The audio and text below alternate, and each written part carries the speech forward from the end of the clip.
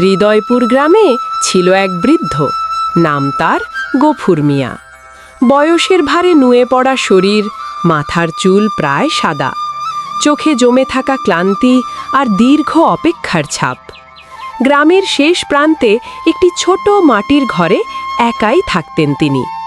পাশের ঘরে থাকতেন ছেলে ও ছেলে বউ, কিন্তু বৃদ্ধের কোনো খোঁজ খবর নিত না ছেলে। হঠাৎ একদিন বৃদ্ধ মারা যায়।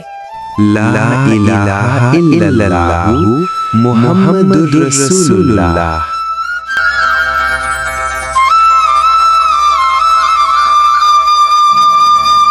চাচা, খবর পাইছো? গফুর কাকা যে মারা গেছে।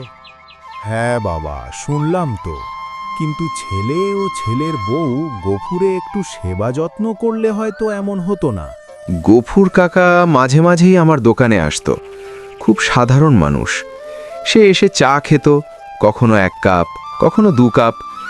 চা খেয়ে দোকানের সামনে কাঠের বেঞ্চিতে বসে থাকত। কিছু বলতো না, শুধু বাজারের মানুষজনের যাতায়াত দেখত। আমি একদিন বলেছিলাম, কাকা এত চুপচাপ থাকেন কেন? সে মৃদু হেসে বলেছিল, কথা বলার মানুষ নাই বাবা, তাই চুপ থাকি। চাচা আবার বলল, ছেলেটা বেয়াদব আর বউটা আল্লাহ মাফ করুক, বেশি খারাপ। আমি বললাম, কিন্তু কাকা তো কখনো ছেলের বিরুদ্ধে অভিযোগ করত না। একদিন সে দোকানে এসে বসল, চা শেষ করে টাকা দিল না। আমি বললাম, কাকা টাকা?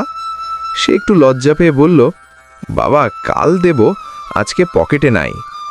আমি বলেছিলাম, কাকা এসব কি বলেন, আপনার টাকা লাগবে না। সে মাথা নিচু করে বলেছিল, না বাবা, ফাও খাইতে পারি না। মানুষ যতদিন পারে সম্মান নিয়ে বাঁচা উচিত।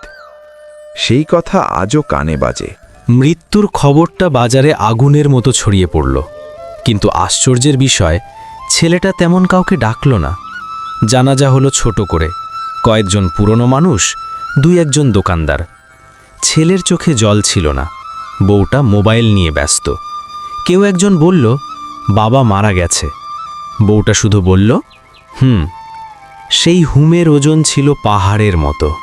জামানা বদলাইছে চাচার। জামানা না বাবা, মানুষ বদলাইছে।